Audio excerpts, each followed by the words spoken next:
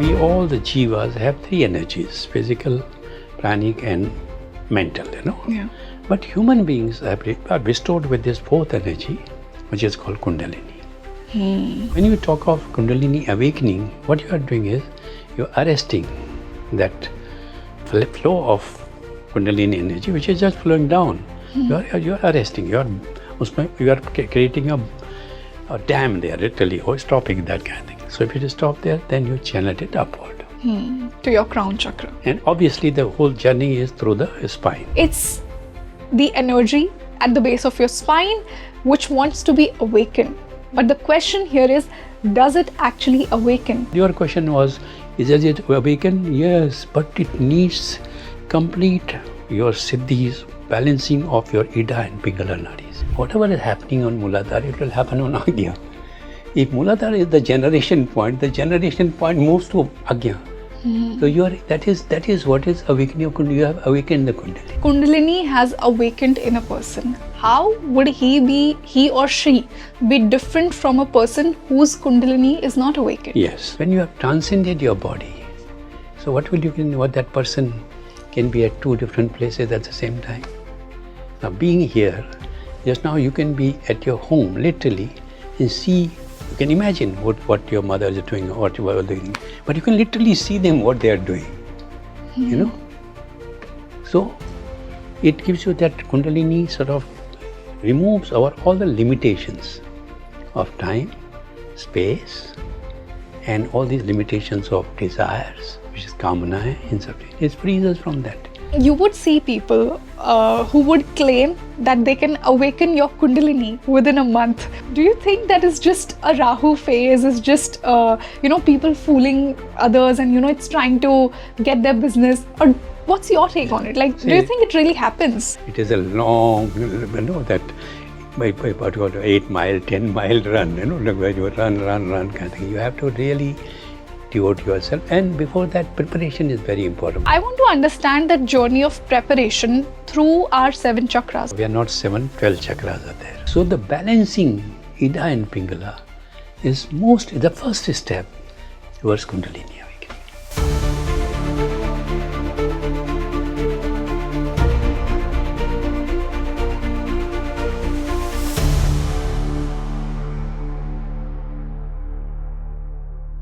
Hello everybody, this is your host Rangoli Sharma and a very warm welcome to your favorite spiritual podcast, Speaking Tree. Another day and I've brought to you another exclusive episode of our English series, Mystic Mind. In today's episode, we've touched upon a very important topic when it comes to spirituality. I'm sure you must have heard of it, Kundalini Awakening.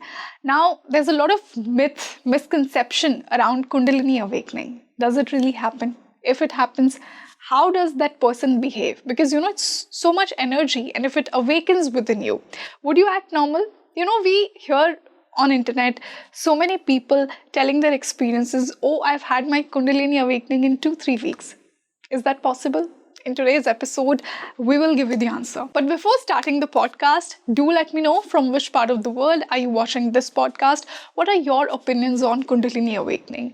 What do you feel when you hear people's experiences on their Kundalini awakening? And the guest who has joined me today, he's joining us for the first time. He's a Raj Yoga and Tantra teacher. I would like to welcome Swamiji Kapri ji for the first time on Speaking Tree. Guruji, welcome to Speaking Tree. Such a pleasure to have you on the show today. I'm equally delighted to be here, and मैं आपको भी और let me do namaste to you and your audience. And I'm sure, Guruji, that my audience is going to get a lot of deep insights out of today's episode, because we've chosen a topic which they relate to a lot, which they like a lot, which fascinates them a lot, Kundalini Awakening. Now, this will be a very different podcast on Kundalini Awakening because, Guruji, if you're in spirituality and if you follow a spiritual path, Kundalini Awakening is a subject that fascinates people a lot. But at the same time, there are so many myths around it. So first, let's understand from your point of view, what exactly is Kundalini? Because the basic definition that we do understand is just that it's the energy at the base of your spine which wants to be awakened. But the question here is, does it actually awaken? What happens if it awakens? Okay. Wonderful question. Okay. Now let me just take you back to actually in our, in India, there have been two approaches to spiritual development. Okay. Okay. One is called Vivekaj Marg. Okay. And second is called Yogaj Marg. Yogaj and Vivekaj. Now Vivekaj Marg is where Vivek plays predominant role, And what is under that main thing? Ashtanga Yoga. Yoga Sutra comes under that. And then all these variations of Ashtanga, of Raj Yoga. You can count anybody. There are so many people, so many variations. Hatha Yoga, this yoga, that yoga, Kriya Yoga, Kriya Yoga. Kriya Yoga is also, so everything flows from Yoga Sutra. What is Yogaj Marg as against Vivekaj Marg? They say, Yoga Marg says that, okay, you follow this process of 8 limbs, you'll get a state of Kaivalya. You'll be evolved. You'll be realized, okay? As against that, what is the Yoga Marg says? There are 3 realities here, in terms of when you look at it in manifestation. Jeev, Shakti, and Shiva. Yeah. Okay? With Sankhya calls it what you call Anu, Vyakti then, and what you call Prakriti and Purush. Yeah. Okay, the 3 reality. So now, what does Yoga Marg say? That all these 3 have the same potential. Even Jeev has the same potential as Shakti. Shakti is obviously as powerful as Shiva. Yeah. So it is just question of getting rid of your limitations that you can be there. Jeev is Shiva. That is how the Yoga Marg sort of literally motto, logo is, Okay. So, and what is Yoga Marg? You just decide. Here in Ashtanga, in Vivekaj Marg, you have to really go through yamas, niyamas, prepare, then asanas, then pranayama. Okay? Each has a role. Yama, niyama are the foundation of yogic life.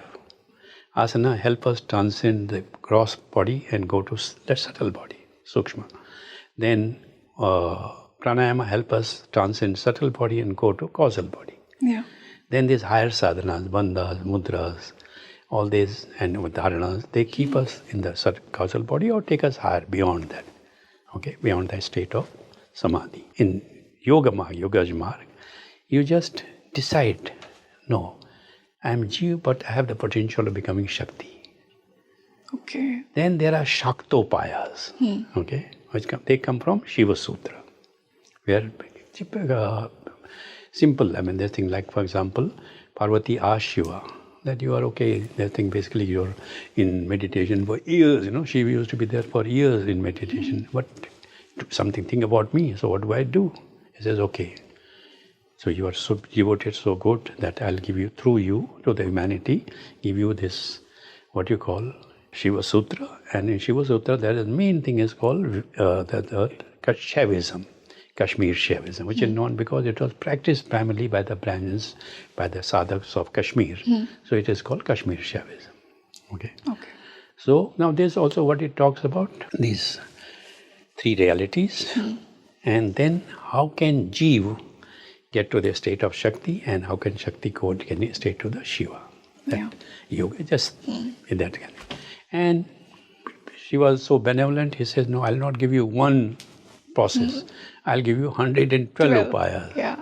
Okay, and each upaya is, in itself, can take you to the level of state of. That's how kind Shiva is, I believe. Yes, benevolent. Okay.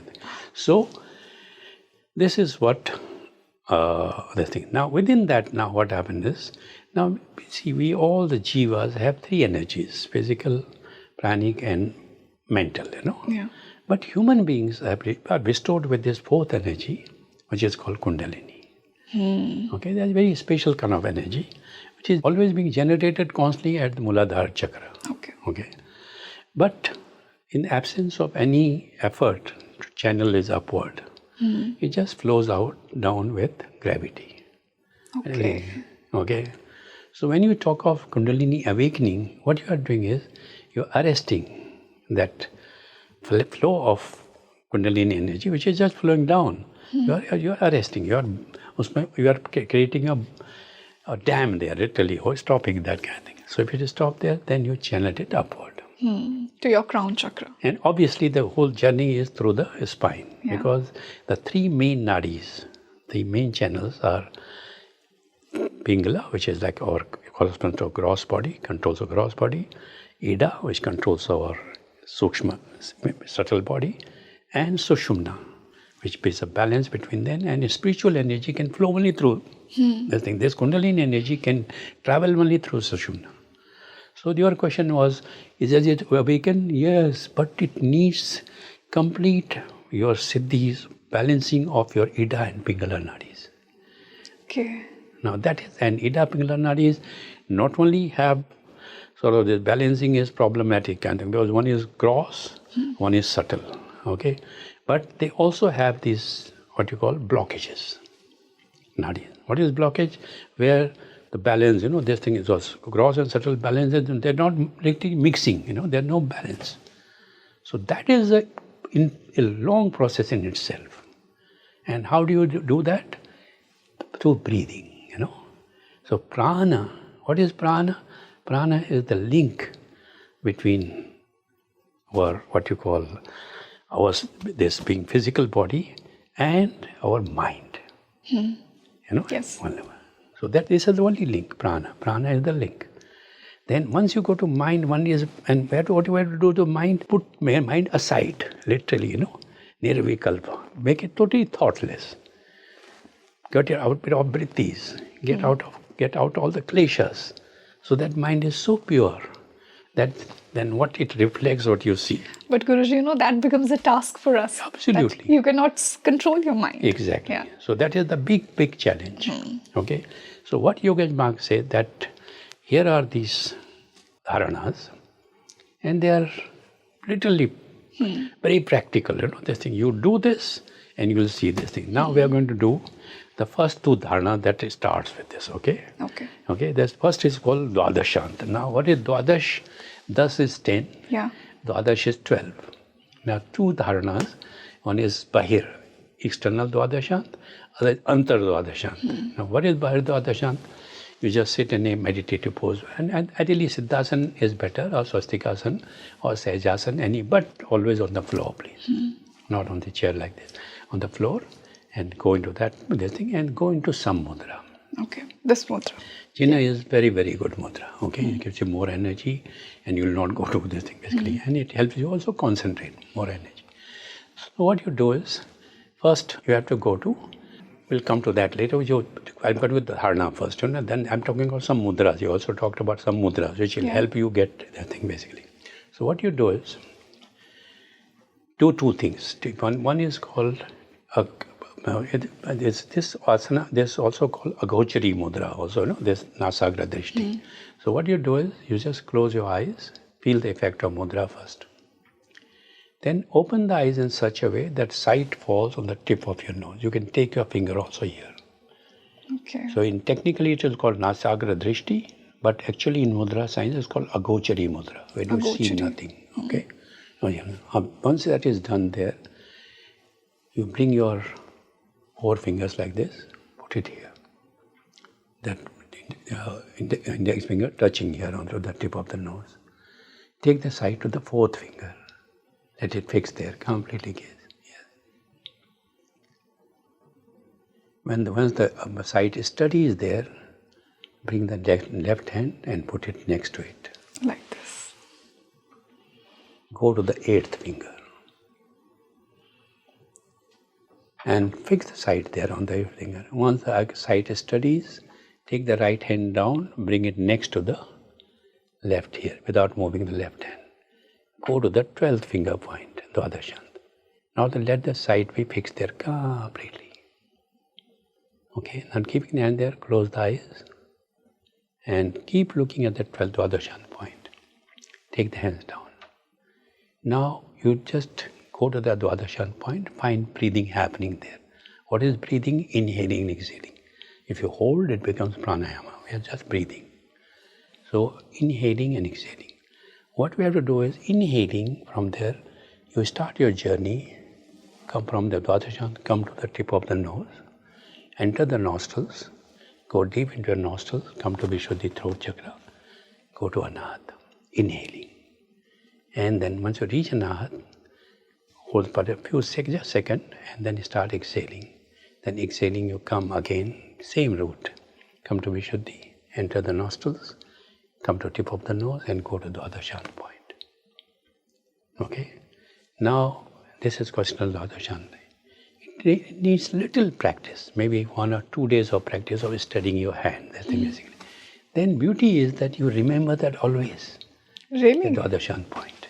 Then you don't have to do this every now and then. Okay? And it's amazing sadhana. Now, for example, I said when you go to some of this mudra and all that, they really sort of join a Muladhara with Agya. What does it mean? Whatever is happening on Muladhara, it will happen on Agya. If Muladhara is the generation point moves to Agya. So that is what is awakening of Kundalini. You have awakened the Kundalini. Guruji, I have heard so many times that if a person has his or her Kundalini awakened, the energy is so much that they cannot act normal and they cannot bear that energy. So Very is that right. also possible? Very right. Yes, not only possible, it always happens. Okay. So, but that's why always we have to prepare.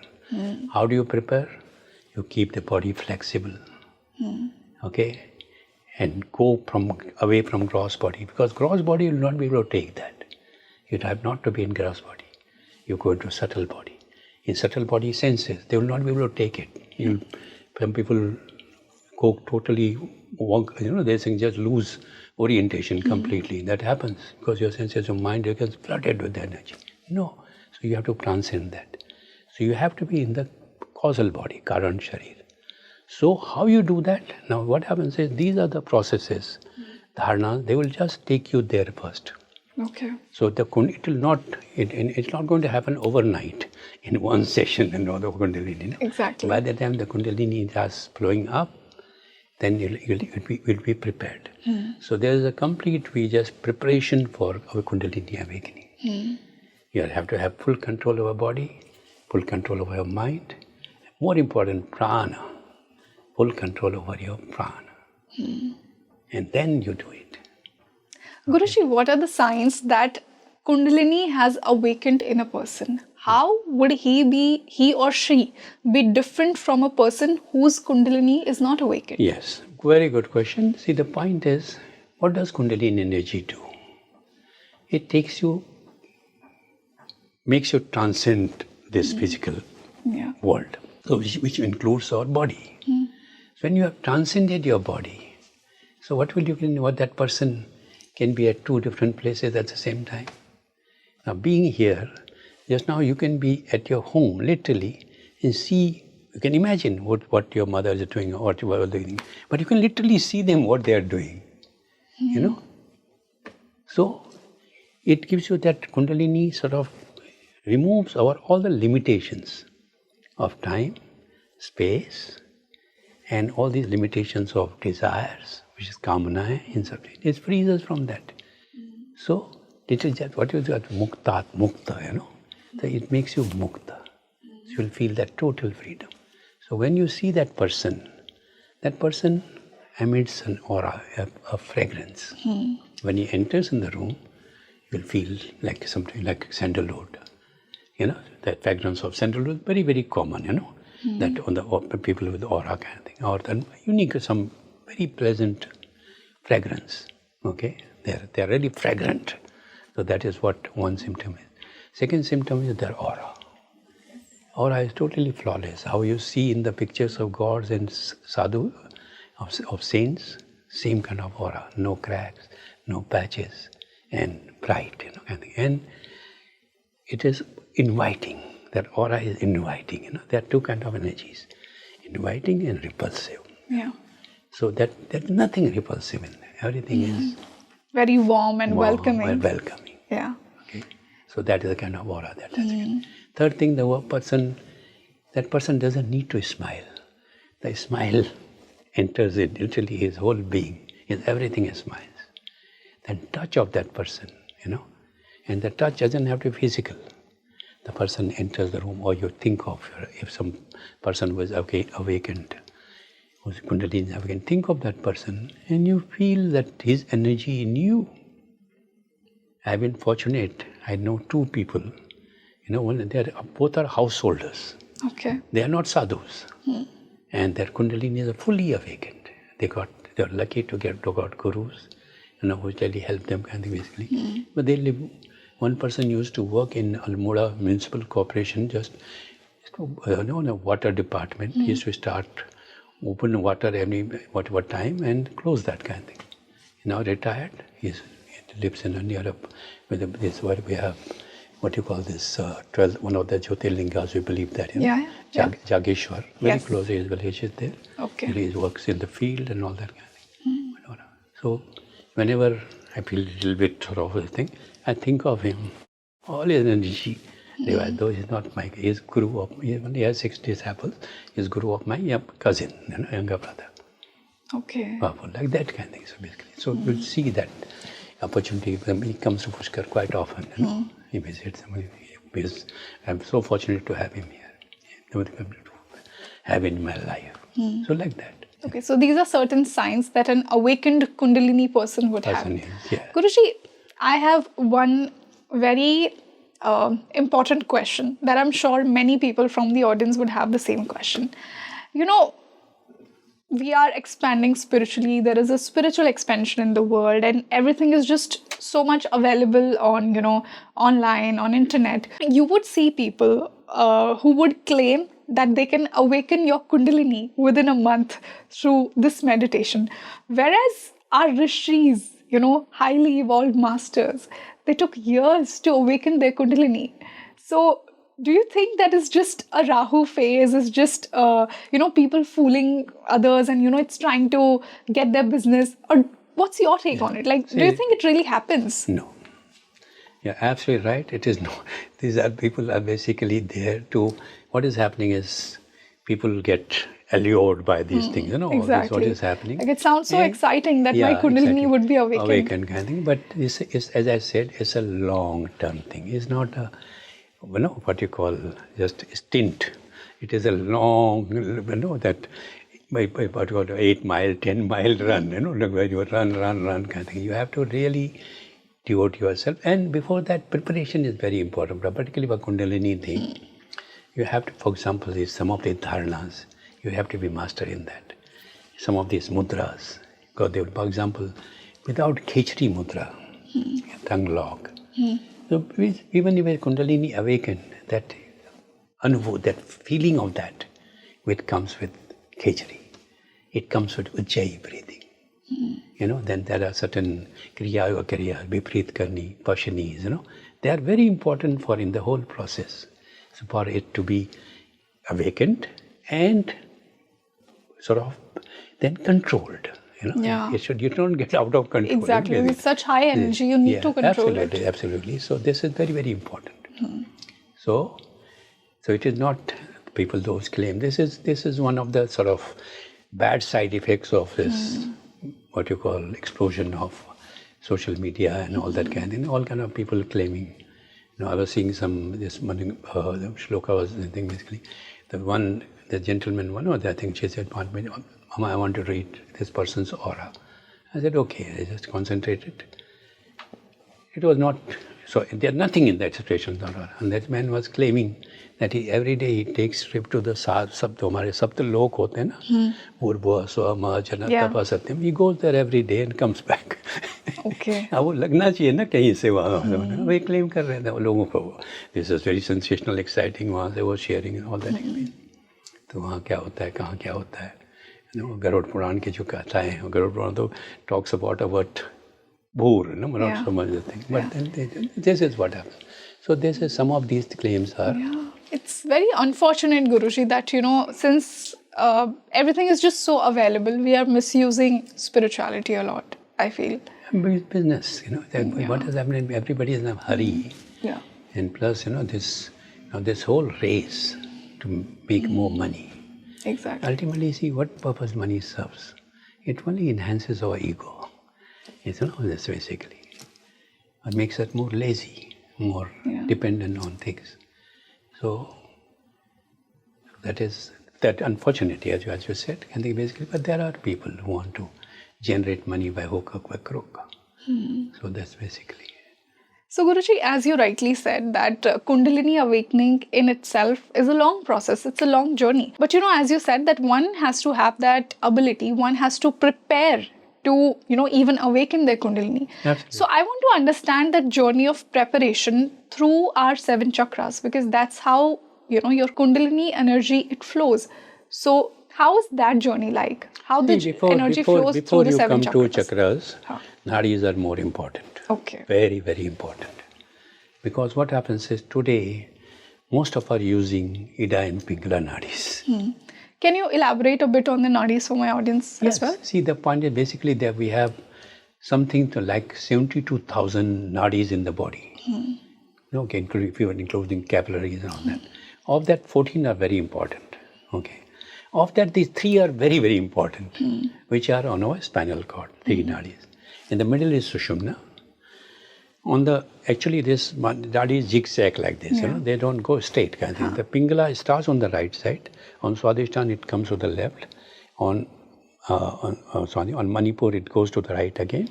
Then on Anahat it goes to the left. In Vishuddhi it comes to the right again. And then on from its own side it meets on the Ajna Chakra.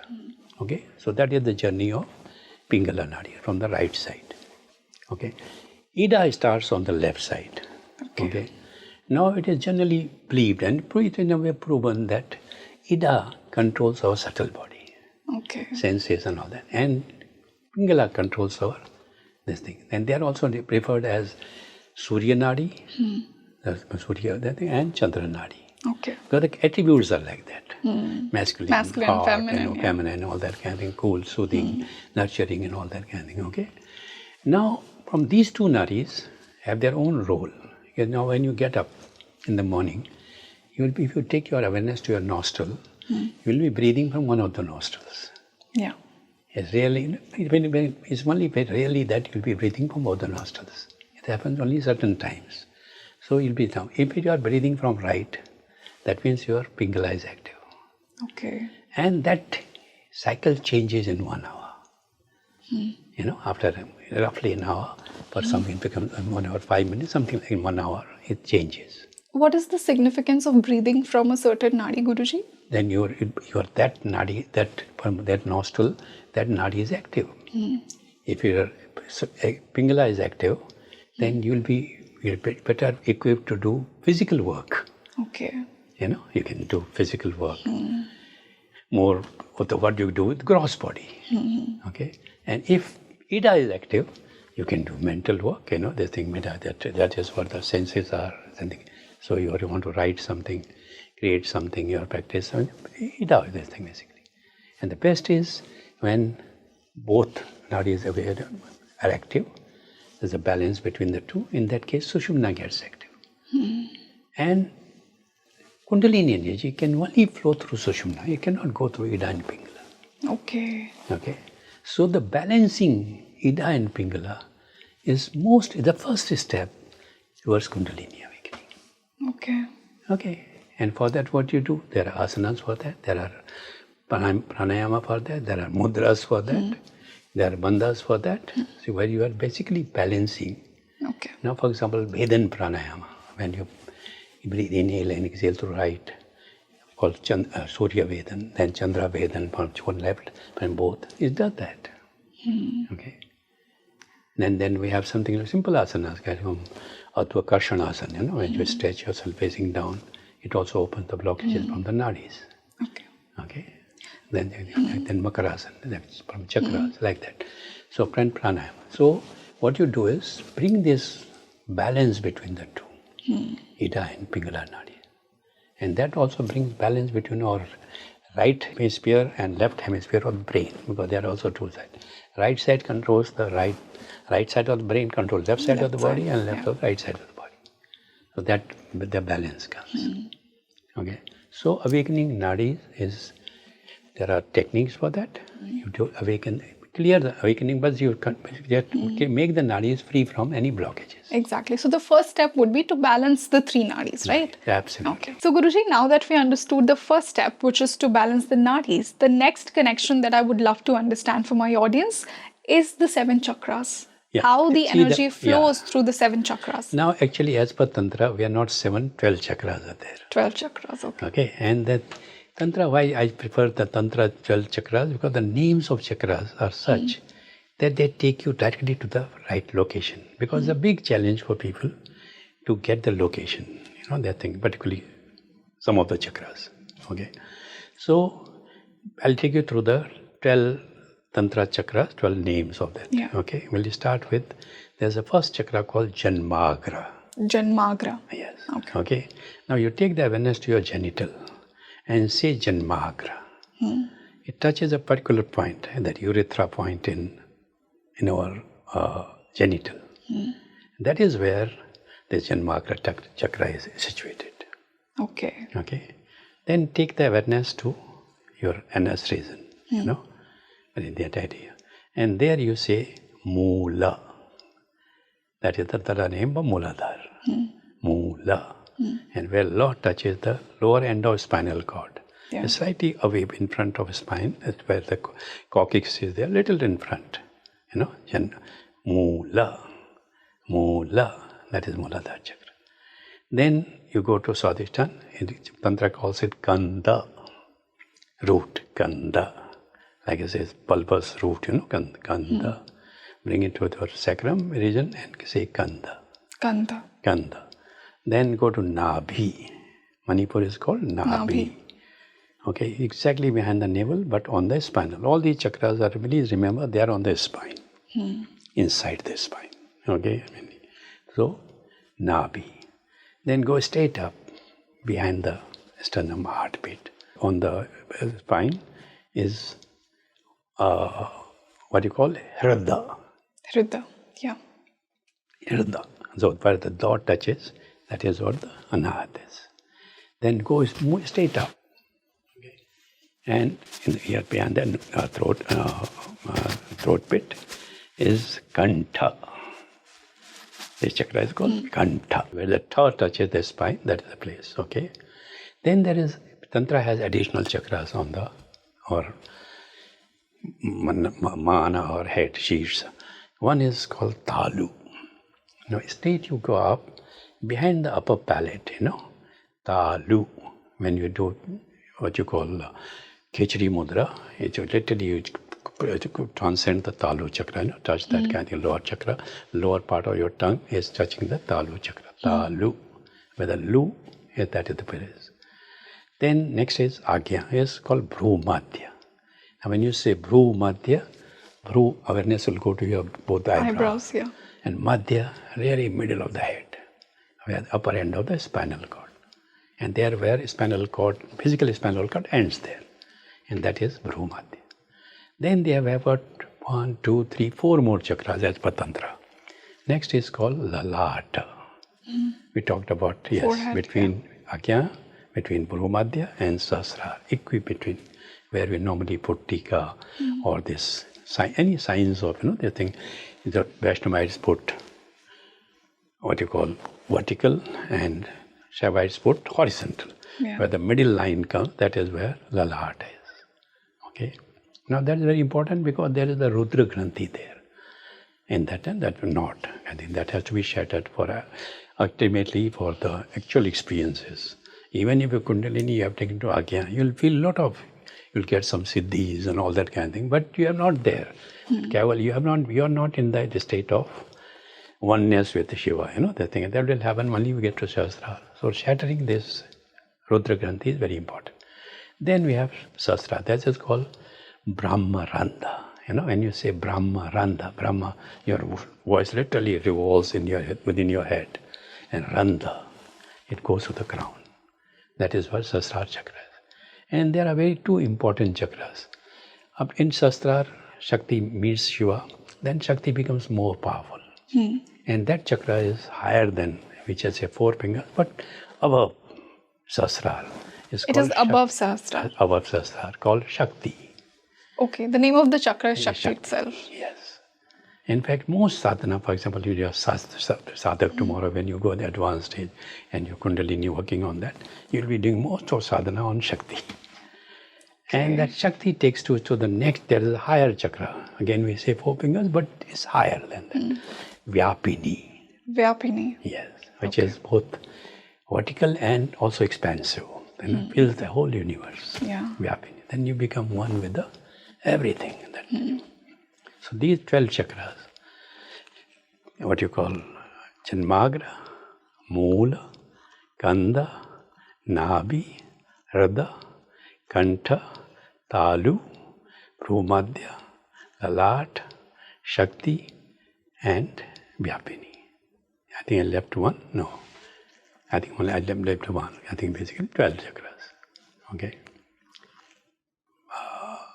Kantha is counted, Janmagra I counted, 12 chakras. So these chakras, Tantra name. Okay. The first step is now when you go before you start thinking of awakening chakras, you have to go to get the right location. Yeah. Okay. So location is the first thing. Second thing, each chakra has a particular color.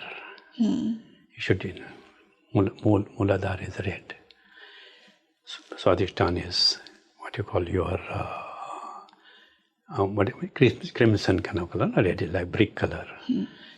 This is yellow, Manipur. Like that, each has a color. Then each has the number. Each chakra resembles a lotus flower. Yeah. Now, why lotus flower? There's no better symbol of detachment than lotus flower. That's why. That is why. All our gods stand on lotus. Chakras have a lotus as a base. So lotus. So they have number of petals. Mooladhara has 4, Swadhisthana 6, Manipur 10, like that. On the on 7 chakras, that have, all these are defined. Sahasrara has 1,000 petals, and all that. So the petal. Then each chakra has a Bij mantra. Yeah.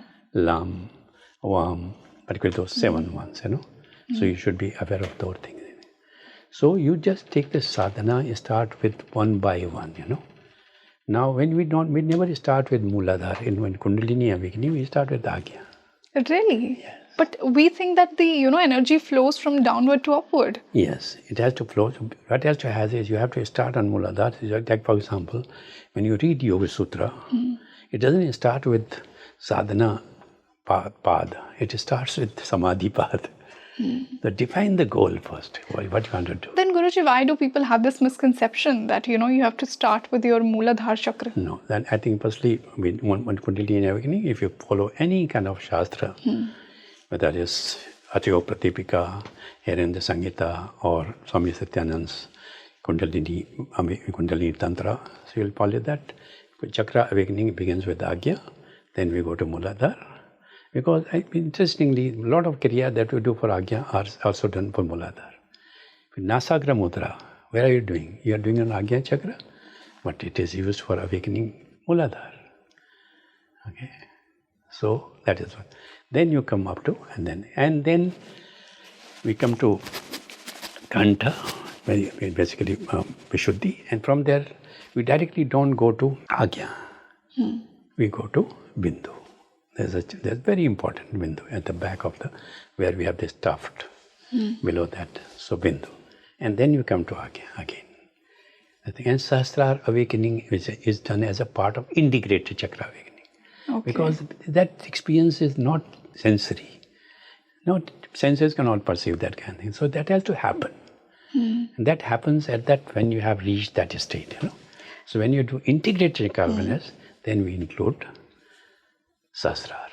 Guruji, now that you talked about the experience, how does one feel when the energy awakens within you? What are the experiences that one goes through? See, first, as I said, first step is to block the flow of energy downwards. Okay, that you can do with number of kriyas.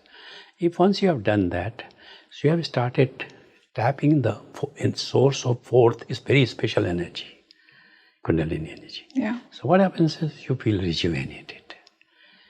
For example, you'll not get tired the way you get tired today. That energy has that capacity. Your senses will become sharp. You'll see better, read better, and memory improves immediately. So you literally it's a new birth for you. And it has been rejuvenated, reborn. Yeah. Literally So it's a feeling of rebirth, if we can say rebirth. so. A literally feeling of rebirth. Even just by stopping on Muladhara, So, and as it comes, with each chakra, the feeling is different. Because of 8 elements. Because of that quality of that mantra, kind of senses that mantra, that chakra controls, So when we are working in Muladhara is connected with our nose, or basically smell sense. So that gets magnified, Yeah. So you can smell, well, in normal cases, you'll never get any gandh, but you're feeling that smell. Then in Swadhisthana is taste. Same thing happens to taste aspect, or taste buds become very, very active.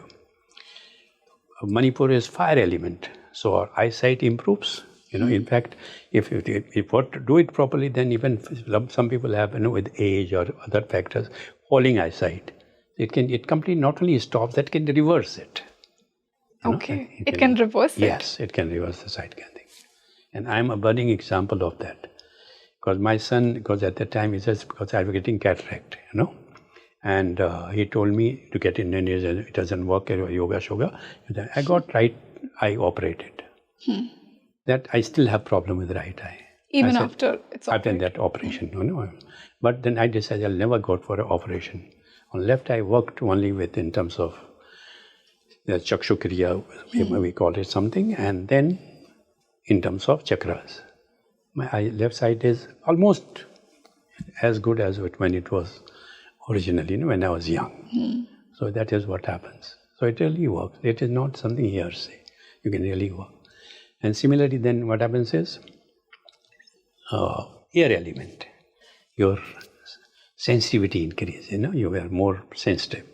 You can feel better, touch, particularly with touch, air element. When you go to Vishuddhi, is ether element, cold, and you feel that. And plus, ether has the quality, you can penetrate anywhere. Yeah. So it gives you that some of the siddhis. For example, you can be at 2 places at the same time and all that kind of thing. So this is one Vishuddhi is awakened, you feel that. You can literally see what other person is thinking even beyond, You can even, and it will, 99%, it will be accurate. But we have to be concentrated. So these are some of the experiences that you get. Okay. And when it takes time for people to reach Sahasrara awakening. It needs our years of sadhana. And you really need that kind of environment. So in fact, what we do is because I had this Babaji's ashram. And you had one question, just I treat my present Babaji, Landashi Maharaj, as my present Guru. Then that is guidance. And I've learned too many things from him. So I send in people to his ashram who are at that verge of awakening, full awakening. Really? That was his presence, his guidance is more, I think, is more valuable, than being in a city like Pushkar or anywhere for that matter. That is what happens. So Guruji, one last question here would be, the Kundalini Awakening is simply, if I say, it's the union of Shiva and Shakti within yourself. Absolutely. So, I do feel that, when that union happens, a person is just living a blissful life. No matter what happens in your life, you are just too detached, right? Absolutely. And I think that's the joy of realizing that divinity within yourself. Absolutely. So having said that, I do believe that it also impacts the aura of a person a lot. Yes. So how Kundalini Awakening would impact a person's aura? That would be my question here. See, the point is, what is aura? Aura is basically sort of the effect of your flow of energy in the body. If the energies are flowing properly, you will have a nice, faultless aura. Okay? What is aura? Aura is basically immunity. Let's simplify it. We say aura, but aura is immunity. So you'll have tremendous immunity from diseases, from words. There are 3 kinds of hurt that you can get: physical, verbal, and mental. So it takes you beyond that. That aura. This is aura is immunity. Please look at aura as immunity. Okay, you have tremendous immunity. So you'll not fall, people fall ill very easily and all that kind of physically, mentally, particularly mentally these days. So you'll not have any kind of problem.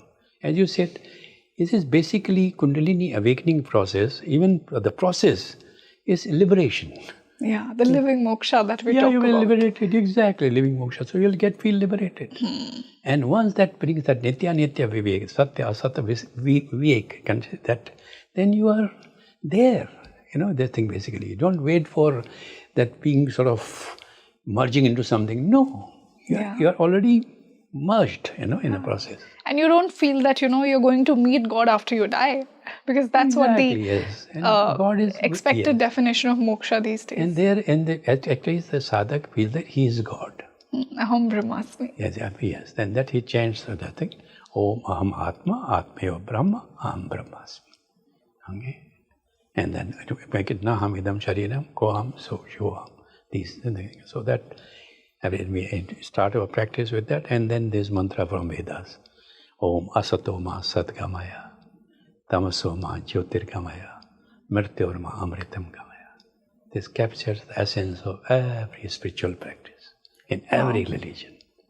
Beautifully explained, Guruji. And take me from what you call illusion to truth, from ignorance to enlightenment, and from death to eternity, immortality. Hari Om Tat Sat. Very beautiful, Guruji. And I'm sure that, my purpose of this podcast was to give the right knowledge about Kundalini to my audience. Because, as we discussed, there's a lot of misconception around Kundalini. Everybody thinks that, by doing a 2-3 week course, they can awaken their Kundalini. So I think it was a great discussion to actually understand what the energy stands for. So I really enjoyed this discussion and I got to learn a lot. So thank you so much for joining us today. So did I. And I'm so happy that you gave me this opportunity to talk to you and to talk to your audience. And I'm very thankful to Adarsh also for facilitating. These people have a very important role. Definitely, Guruji. Okay. Thank you so much again. Thank you so much. So do let me know in the comment section how much did you like today's podcast. We talked about some misconceptions around Kundalini Awakening. We gave you a deeper understanding of it. Now there were some new insights, like when we think of Kundalini Awakening, we only think of 7 chakras. But Guruji told us that there are 12 chakras. So there were very deep new insights in today's podcast and I'm sure you related to them a lot. Do tell me your experiences. What do you actually feel about Kundalini Awakening? And I'll see you in another episode. This is your host Rangoli. Namaste.